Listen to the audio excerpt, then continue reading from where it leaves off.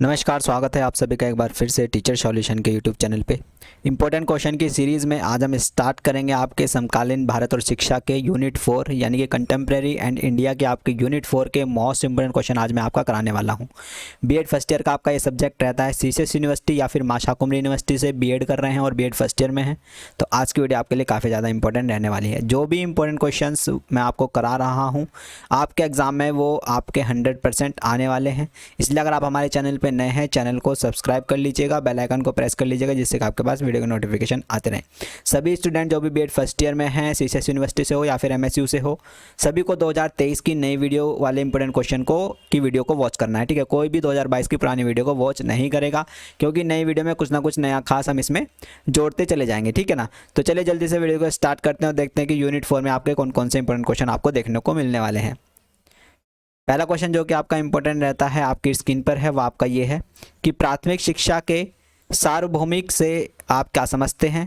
इस दिशा में कितनी सफलता मिल चुकी है? आने वाले 5 वर्षों में इस उद्देश्य को प्राप्त करने के लिए क्या कदम उठाए जाने चाहिए? ठीक है, what do you understand by universalization of primary education? How much success has been achieved in this direction so फार?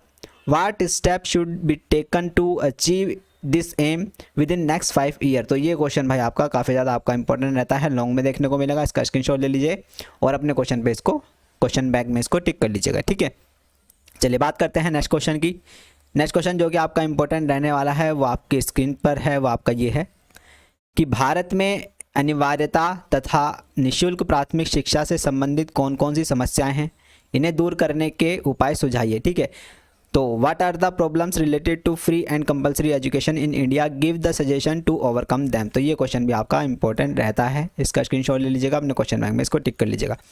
ये आपका ऐसे भी आ सकता है। ठीक है, ऐसे भी पूछ सकता है कि प्राथमिक शिक्षा में अपव्यय एवं अवरोधन का क्या अर्थ है, इसकी समस्याओं का विश्लेषण कीजिए तथा उपचार हेतु सुझाव दीजिए। ठीक है, ये आपका ऐसे भी पूछा जा सकता है। एक ही क्वेश्चन है कि what is the mean of misspent and restraint in primary education, analysis its problems and suggestion remedies? तो ये क्वेश्चन आपका इंपॉर्टेंट रहता है। एक ही क्वेश्चन है, इसका स्क्रीनशॉट ले लीजिएगा, अपने क्वेश्चन बैंक में इसको टिक कर लीजिएगा।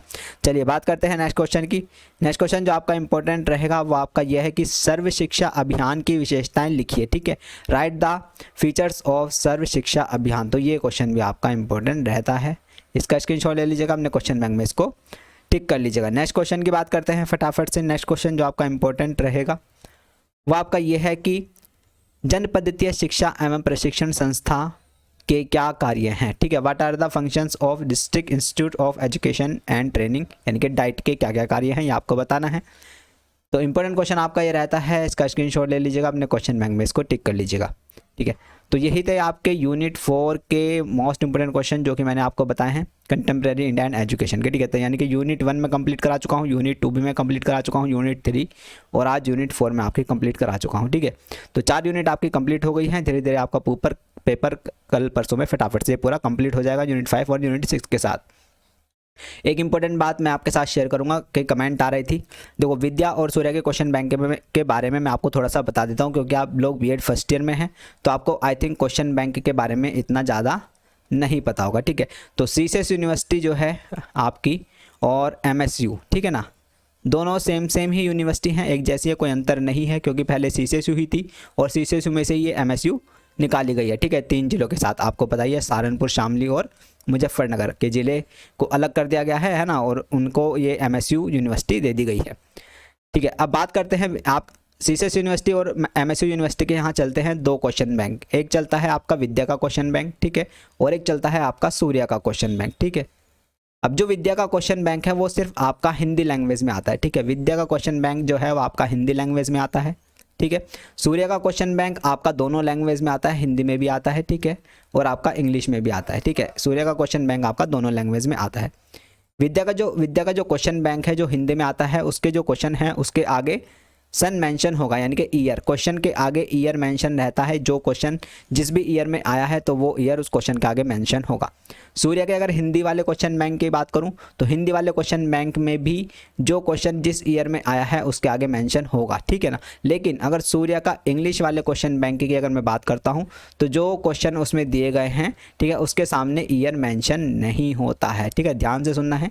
सूर्य का जो इंग्लिश वाला क्वेश्चन बैंक है उसके सामने जो क्वेश्चन दिए गए हैं उसके सामने ईयर मेंशन नहीं होता है, तो उसमें आपको क्या करना पड़ेगा, आपको फाइंड करना पड़ेगा ना, थोड़ा बहुत मेहनत करके जो भी क्वेश्चन जैसे मैंने दिखाया है, ठीक है। आपको यहाँ पे मैंने ये क्वेश्चन आपको इंग्लिश में दिखा देता, ये मैंने आपको इंग्लिश में इसलिए ही दिखाया है कि जो इंग्लिश मीडियम वाले बच्चे हैं वो अपने इंग्लिश मीडियम का जो आपका इंग्लिश वाला जो आपका सूर्य का क्वेश्चन बैंक है उसमें से इस क्वेश्चन को फाइंड कर लेंगे फटाफट से, ठीक है ना। इसलिए मैंने आपको दोनों लैंग्वेज में क्वेश्चन दिखाता हूँ, ठीक है। तो यही मुझे बताना था।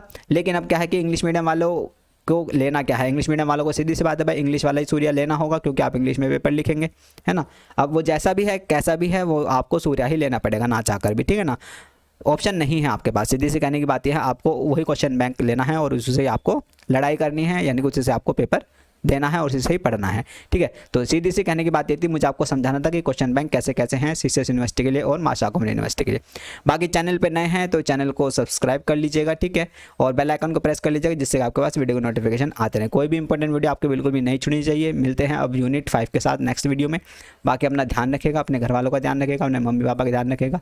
वीडियो अच्छी लगी हो तो वीडियो लाइक करिएगा, और जो बच्चे टेलीग्राम से नहीं जुड़े हैं, ठीक है, वो टेलीग्राम से जुड़ जाइएगा, ठीक है। और टेलीग्राम ग्रुप का लिंक आपको इस वीडियो के डिस्क्रिप्शन बॉक्स में मिल जाएगा, ठीक है। सीसीएस यूनिवर्सिटी वाले अपने ग्रुप में जुड़ जाएंगे और माशा कुमरे वाले अपने ग्रुप में जुड़ जाएंगे, ठीक है। तो चलिए मिलते हैं नेक्स्ट वीडियो के साथ, तब तक के लिए नमस्ते, tata, thank you, bye bye.